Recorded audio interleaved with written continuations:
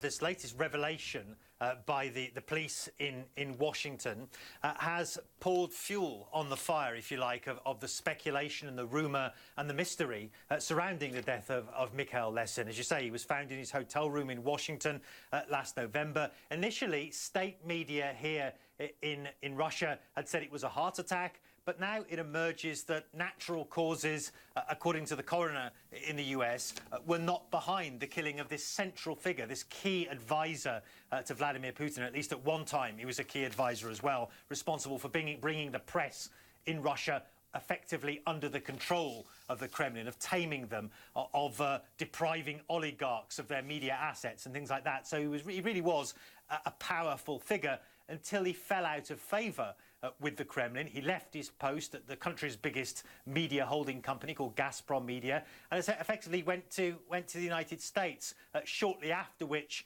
he was found dead in his hotel room. It wasn't a heart attack. That's what state media said originally. This statement today saying it was blunt force injuries to the head that were the cause of death, along with blunt force injuries to the neck, the torso, and his upper and lower extremities as well. Now, the US police in Washington are stopping short of saying this was a criminal act. They haven't said that yet, but it is still very much under investigation. As I say, it does add further mystery to this episode.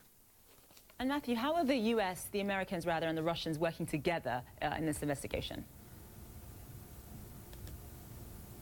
Well, I'm not sure they are working together. In fact, there's been a statement issued by both the Kremlin and earlier by the Russian Foreign Ministry as well, saying that, look, the Russian embassy in the US, and I'm reading from their statement now, has repeatedly sent requests through diplomatic channels about the investigation into the death of this Russian citizen, but the US has not provided us with any substantive information. And so it seems that, according to the diplomats here in Moscow and officials here in Russia, that this statement from the police and from the coroner's office in Washington DC is the first they've heard of the findings of the coroner's report, that it was a blunt force injuries to the head that were the cause of death for Mikhail Lesin. And so again, still big question marks hanging over this. And Matthew, just quickly, do we know why it was initially thought that he suffered from a heart attack? It was something that was quoted in state media. It was something that was told anonymously, apparently, to state media, which, remember, Mikhail Lesin helped to set up, coming from a doctor, they say, who was involved with the case.